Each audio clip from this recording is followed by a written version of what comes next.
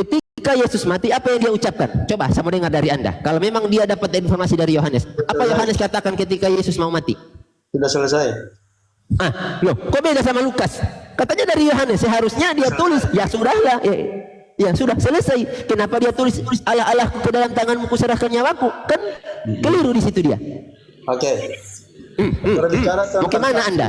Jawab dulu tuh, jawab dulu. Katanya dari Yohanes, tapi kok beda sama ucapan Yohanes? Mau kemana Anda? Mau kemana Anda? Oke, saya nggak ada yang panik di sini. Itu framing Anda. Ini yang panik teman Anda si Christian ini. Mulai menyeluarkan jurus mabuknya dia.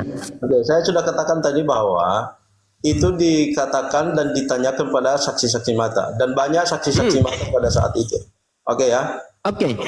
Tadi barusan Anda ngomong saksi mata di situ ketika Yesus mau mati, karena setahu saya orang-orang sudah pada kabur karena saat itu sudah bergemuruh petir di sana sini, yang ada di situ di bawah kaki salib itu yang ada hanya para pasukan Romawi. Kemudian mendengar Yesus berkata, itu pun ketika saya baca teksnya, mereka hanya mendengar kayak seperti orang berbisik. Bahkan itu juga didengarkan kepada Maria, ibunya Yesus.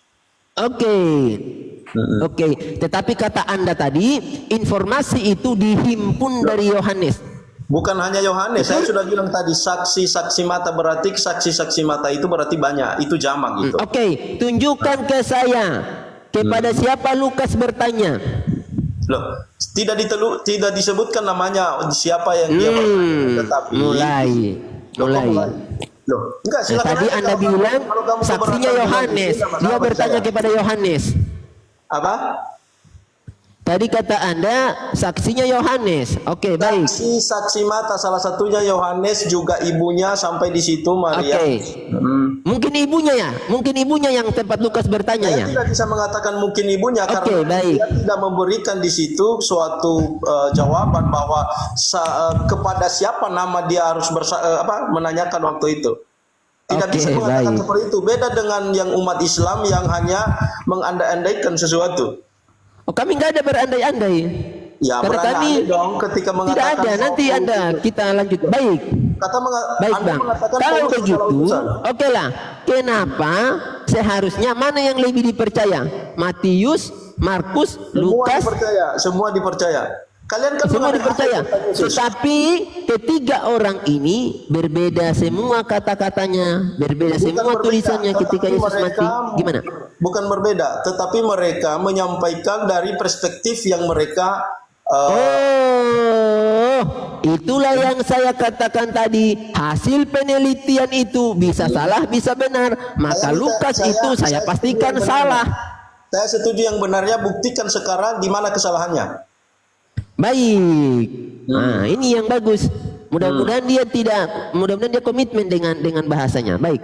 Kalau Anda tanya di mana kesalahannya, Lukas adalah seorang peneliti kemudian bertanya kepada orang lain bahwa Yesus itu kira-kira matinya seperti apa. Dia hanya kira-kira, bahkan jam saja kira-kira ini Bang, bahasa kira-kira itu bahasa yang tidak bisa dijamin kebenarannya. Al-Quran juga mengatakan seperti itu.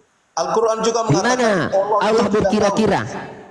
Oke, saya tunjukkan ya. Di dalam ketika dia mengatakan bahwa dia tidak tahu bahwa ada yang menyerang.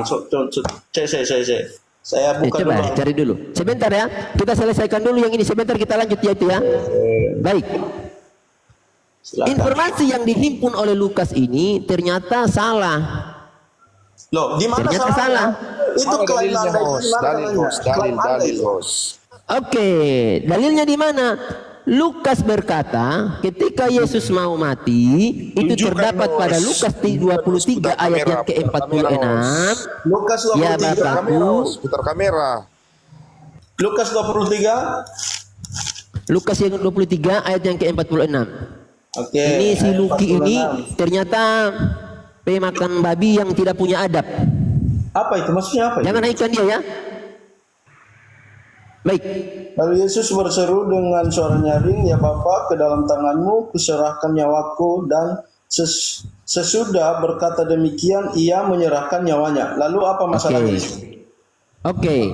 Nah, di situ dia berkata, ya Allahku, ke dalam tanganmu kuserahkan nyawaku. Tetapi informasi yang disampaikan oleh Yohanes bertentangan dengan yang disampaikan oleh. Bukan bertentangan. Di mana pertentangannya?